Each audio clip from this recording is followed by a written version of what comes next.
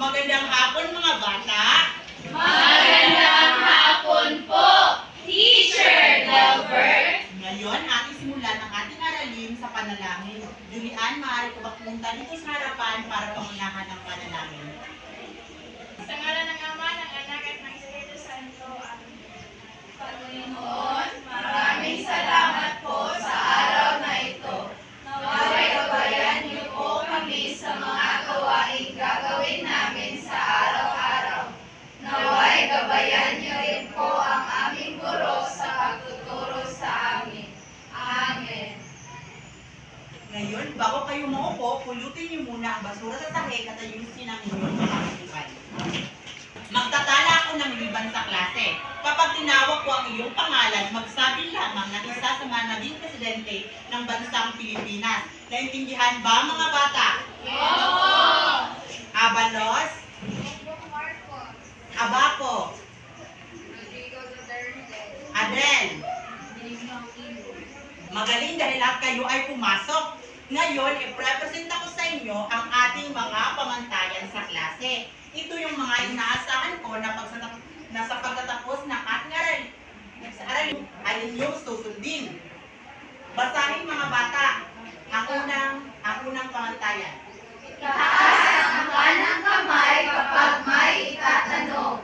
Pangalawa, Maupo ng maayos. pangatlo, Makinig ng mabuti sa guro. pang-apat. Lumahok sa mga gawain at talakayan. Gusto niyo bang dagdagan ang ating mga pamantayan mga bata? Hindi na po! Maasahan ko ba ito sa inyo? Opo! At dahil maasahan ko, sino ang nakakaalam kung ano ang ating paksa noong nakaraang araw? Julian? Teacher, ang paksa po noong huling pagkikita ay tungkol sa kahalagahan at kaugnayan ng mga serbisag at pagkakilanlan Pilipino. Tama, ang ating paksa noong nakaraang araw ay tungkol sa kahalagahan at kaugnayan ng pambansang awit at watawat ng Pilipinas. Ngayon, dahil na alam nyo ang ating nakaraang paksa, tumayo kayong lahat at ating kantahin at sayawin ang nasa video. Pero bago yon, ako muna ang gagawa. Tumayo na kayo mga bata. Ako muna ang gagawa. Patuko may pinuno, iya-iyayo, namumuno ng may puso, iya-iyayo, sinalait, sinalait, kuwaran at modelo, ganyan ang aming pinuno, siyang makinuno.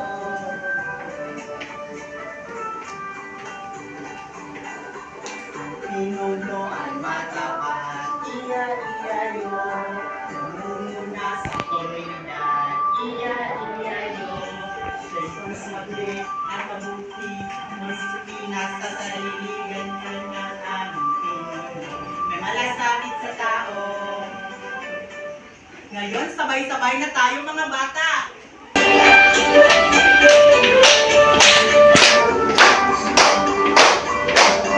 Tawagin mo ang pinuno, iya-iyayo, namumuno ng may puso, iya-iyayo, sinalait na sinalo, Kuwaran at modelo, ganyan ang aming pinuno, iya-iyayo.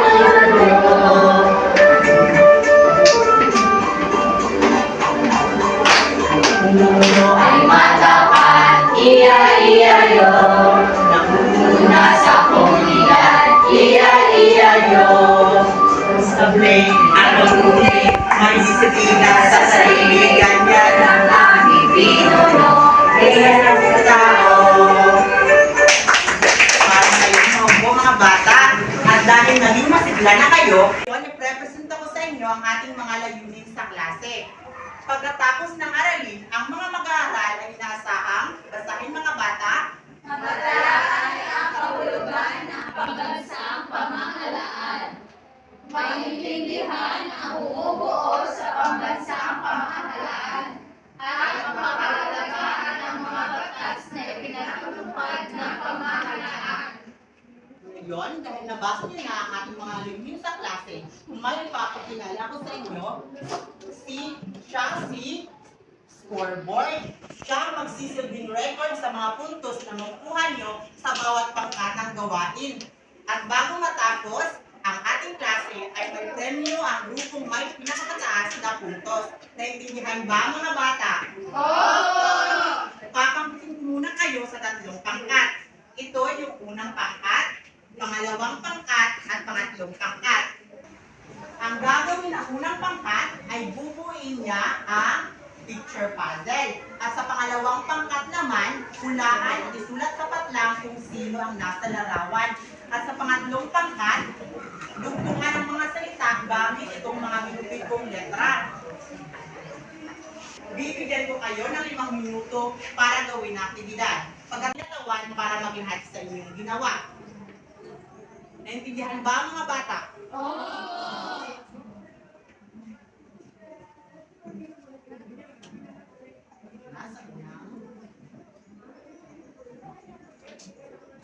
Ito na sa unang pangkat, pangalawang pangkat, at pangatlong pangkat.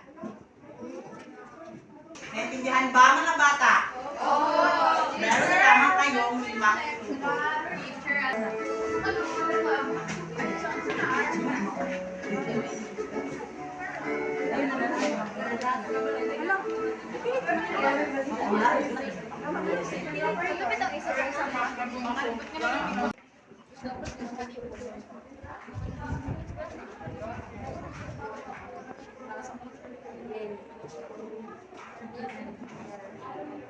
Mga bata, tandaan ang apat na kalayaan lumakok sa mga gawa. Tapos na po kami, teacher. Ito sa pisara mga bata.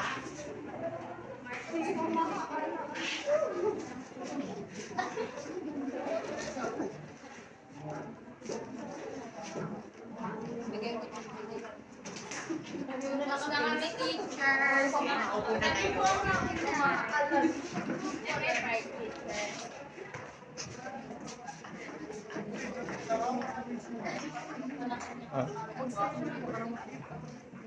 Ngayon, ang bawat pangkat ay pipili ng isang tinatawan para maglahad sa inyong ginawa.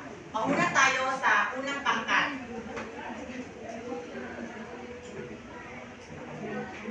Roel, maaari ko bang pumunta dito sa harapan para presenta mo ang inyong nabuo? Hapon sa lahat. Ito po ang aming nabuo na larawan. Ito po ay bahay ng Malacan na yan. O bahay ng Tama! Ang nabuo nyo ay Malacanang at ito ang bahay ng Pangulo. Magaling Ruel, maaari ka na umupo sa inyong upuan. At sa pangalawang pangkat naman, sino ang inyong representante?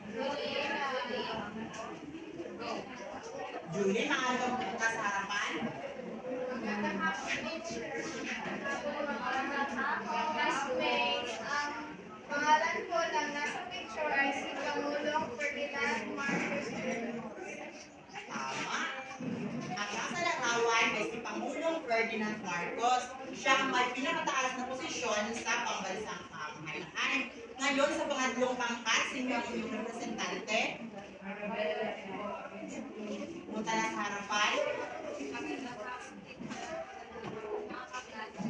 Ang una na binabuong salita ay at ang pangalawang salita ay Basahin mo ang nasa salita. ang organisasyon ng may kapangyarihang gumawa at magkatupad ng mga batas para sa kanyang nagtatakpan. At ang Pangulo naman, ito ang may pinakamataas na posisyon sa Tama, ang pamahalaan ito ay organisasyon na may kapangyarihang gumawa at magpatupad ng mga batas para mapanatili ang kaayusan ng ating bansa. At ang Pangulo naman, ito ang pinakamataas na posisyon sa pamahalaan. Siya ang nagpapanatili ng kaayusan ng ating pambansang pamahalaan. Grupo na nakabuo ng larawan at nahulaan at dinugtungan.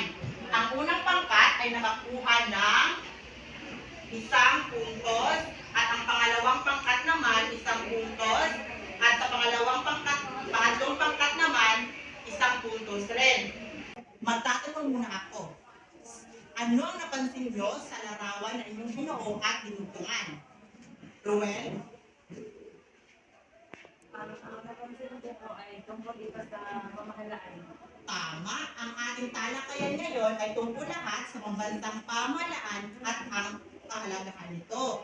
Ngayon mga bata, may papanoorin tayong video. Ang gagawin nyo lang ay manood at makinig. Dahil sa pagkatapos ng video na to, ay magkakaroon tayo ng aktibidad. Naintindihan ba mga bata? Unit 3, Aralin 1. Ang pambansang pamahalaan at kapangyarihan ng sangay nito. Ang pamahalaan ay isang samahan o organisasyong politikal na itinataguyod ng mga grupo ng tao na naglalayong magtatag ng kaayusan at magpanatili ng isang sibilisarong lipunan. Ang pamahalaan ng Pilipinas na siya rin pambansang pamahalaan ay isang uri o sistemang presidensyal at demokratiko. Hinahinihan at pinamamahalaan ito ng isang pangulo na siyang puno ng bansa at tuwag ang pangalawang pangulo. Ang pamahalaan ay may tatlong magkakaugnay ng mga sangay. Ang harapang batas, harapang panganak, at harapang tinatawag din ang mga sangay na ito na lehislatibo, ehekutibo, at judikatura. May kani-kaniyang kapangyarihan ang bawat sangay na nakapaloob sa saligang batas ng Pilipinas. Ang sangay na tagapagbatas ay nasa kapangyarihan ng Kongreso. Binubuo ito ng dalawang kapulungan. Ang mataas na kapulungan o Senado at ang mababang kapulungan o lupon ng mga tinatawan. Ang kapangyarihan ng sangay na tagapagpaganap ay nasa pamumuno ng Pangulo, samantala ang sangay ng tagapaghukom ay nasa mga hukuman. Nasa ilalim ng pangangasiwa ng taas-taasang hukuman ang mababang hukuman.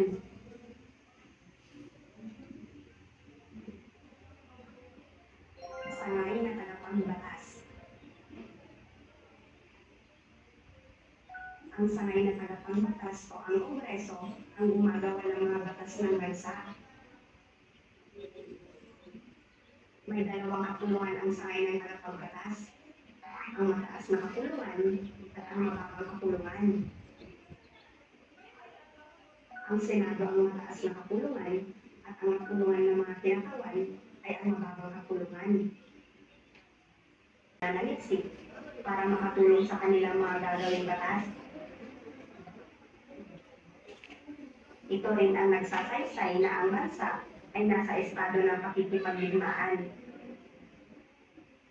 Sa ganitong kalagayan, maaaring pagkalooban ng Kongreso ang Pangulo ng kapangyarihan para maisakatuparan ang mga pambansang patakaran.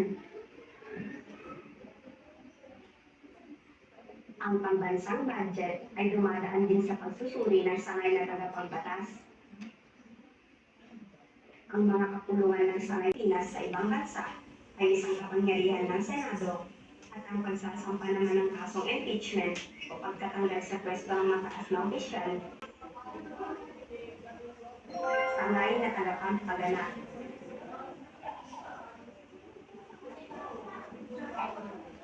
Ang sangay na tagapagpaganap ang tumitiyak na ang mga batas na ginawa ng Kongreso ay naipatutupad upang mapangalagaan ang kapakanan ng mga mamamayan. Pinamumunuan ng Pangulo ang sangay na ito.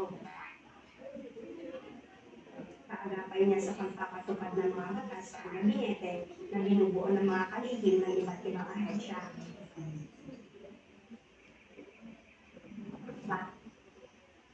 Konstitusyon, ang Pangulo, alinsunod sa pagsang-ayon ng Komisyon sa Paghiram, ang may kapangyarihang humirang ng mga puno ng mga kalauran, embahador, konsul, may ranggong kolonel sa sandatahang lakas, at iba pang mga opisyal ayon sa isinasaad sa konstitusyon. Bilang punong commander ng sandatahang lakas ng bansa, maaaring iagas ng Pangulo ang pagsupil sa anumang karahasan, pananalakay o paghihimagsik, at isailalim ang bansa sa batas militar. Ang layunin ng Pangulo ang veto power o ang kapangyarihang panghihan ng isang panumalang batas na ipinasa ng Kongreso.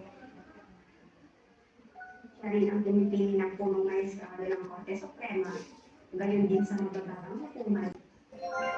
Sangay na tagapaghukom.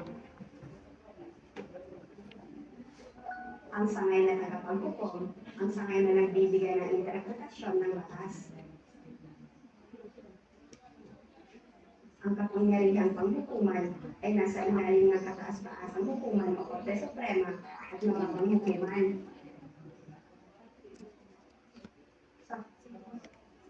Ngayon mga bata, magkakaroon tayo ng aktibidad. Ito ang tinatawag na tanong ko, sagot mo. Sa unang tanong, ano ang pambansang pamahalaan? Itaas lamang ang kamay kapag gustong sumagot. Ano ang pambansang pamahalaan? John Paul?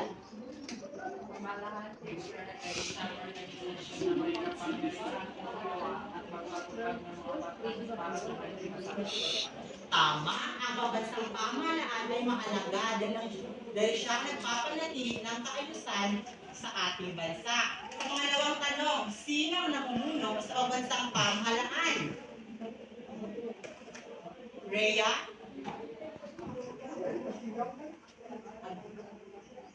Tama, ang Pangulo ang namumuno sa pambansang pamahalaan dahil siya ang may pinakamataas na posisyon. Pangatlong tanong, ilan ang sangay na bumubuo sa pambansang pamahalaan? Arabella? Tama. Ang sangay na bumubuo sa pambansang pamahalaan ay ang lehislatibo o tagapagbatas, ehekutibo o tagapagpaganap, at judikatura o tagapaghukom. Apat na tanong, ano ang sangay na gumagawa ng mga batas? Marites? Tama. Ang sangay na gumagawa ng mga batas ay ang tagapagbatas o lehislatibo. Ang limang tanong, anong sangay ang nagpapatupad ng batas para mapangalagaan ang mga mamamayan? Arabella? Tama. Ang sangay na nagpapatupad ng batas para mapangalagaan ang mamamayan ay ang ehekutibo. Pang-anim na tanong ay anong sangay ang nagbibigay ng interpretasyon ng batas? Emily? Tama. Ang sangay na nagbibigay ng interpretasyon ng batas ay ang judikatura. Panguling tanong, bakit mahalaga ang pambansang pamahalaan sa isang bansa? Emily?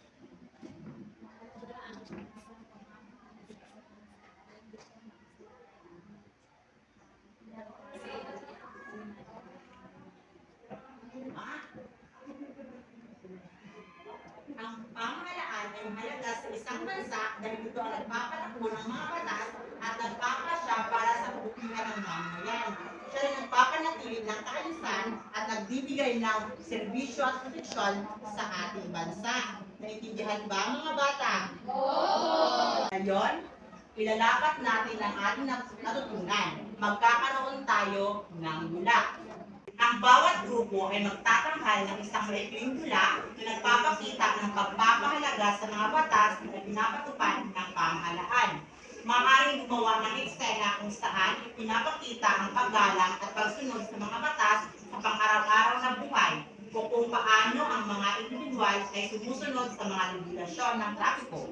Bibigyan ko kayo ng 5 minuto para gawin ang aktibidad. Sa pagkataong matapos na kayo, i-representahin niyo ito sa klase at magkakapulis kayo batay sa pamantayan sa pagmamarka.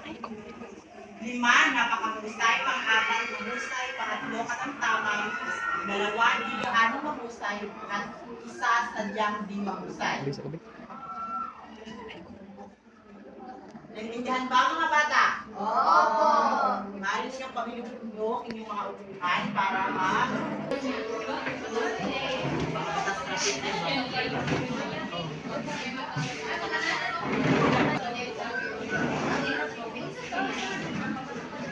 Thank you.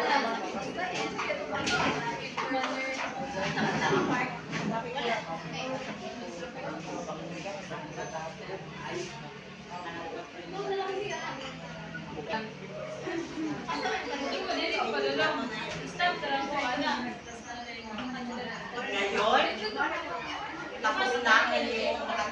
tapos na ang inyong oras at magpepresenta na kayo sa inyong dula. Mauna na ang pangatlong pangkat.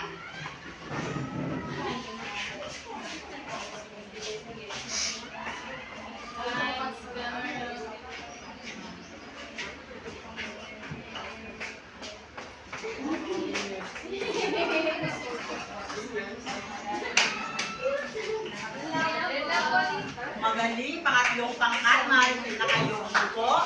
Ngayon, sa pangalawang pangkat naman tayo.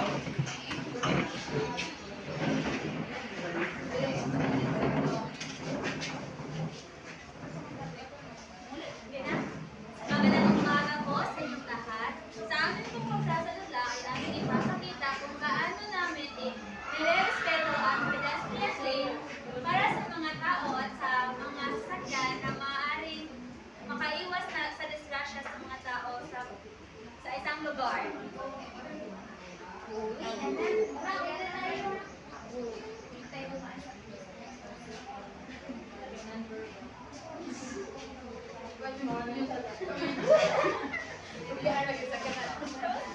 Magaling, pangalawang pangkat, maaari na kayong umupo.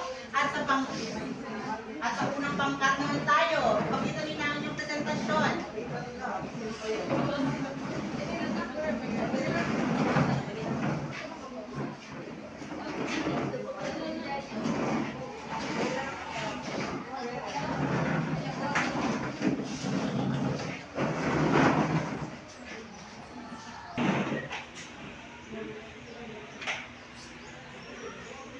Mahal na yung Pangulo, aming napag-usapan dito na ipepresenta namin sa iyo para mabuluhan ang batas trapiko.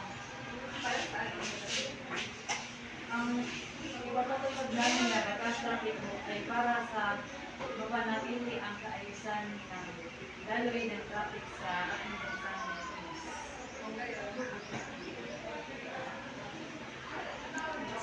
Magaling, unang pangkat, maaari na kayong umupo. Ngayon, bibigyan ko ng puntos ang grupo na may pinakamagandang presentasyon. Ang pangkat ay makakatanggap ng isang puntos. At sa pangalawang pangkat naman, makakatanggap sila ng 2 puntos. At sa pangatlong pangkat naman, makakatanggap sila ng 2 puntos. At bibilangin natin kung mga puntos na inyong nakuha. Ang unang pangkat ay nakatanggap ng 1. Sabay-sabay mga bata. 2 puntos. At sa pangalawang pangkat naman, bilangin natin. 4 na puntos. At sa pangatlong pangkat naman, 3 na puntos. At ang nanalo ay ang pangalawang pangkat. Sa pangkat, ang may pinakamataas na puntos ay makakatanggap ng premyo. At ang ibang pangkat naman, makakatanggap din. Mga bata, marami pa kayong natutunan sa ating talakayan ngayon. Basahin niyo muna ang ating pato. Sulat sa patla ang check kung tama ang kaisipan at X naman kung mali. Ipasa sa likod. Ipasa sa likod mga bata. Ipasa sa likod.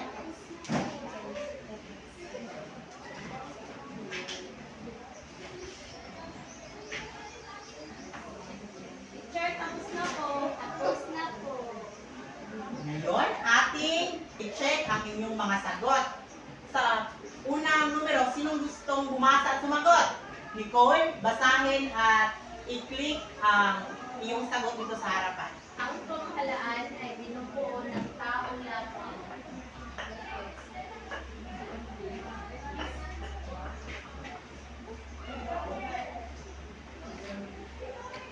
Tama. Ngayon, sa pangalawang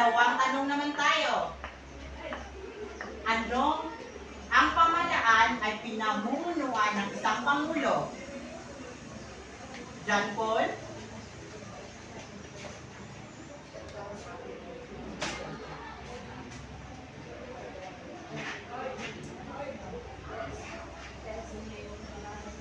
Tama.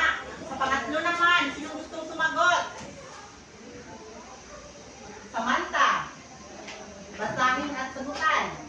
Ang pamahalaan ay tinatago pang mulo ng bansa.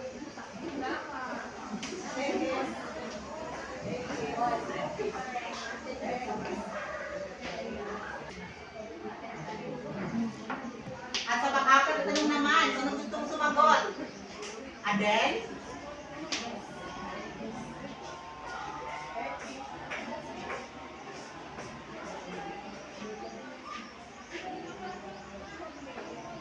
Tama.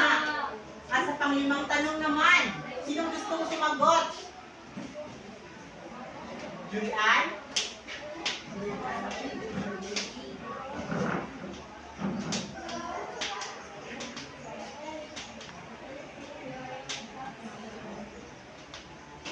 Tama. At dahil lahat kayo ay nakakuha ng tamang sagot,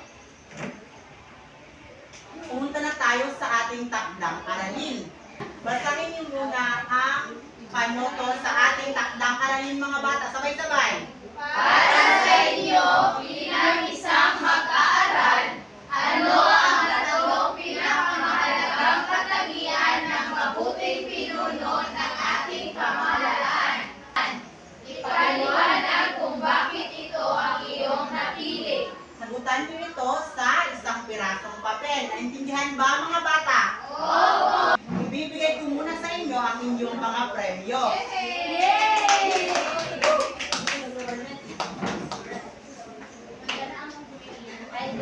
Ang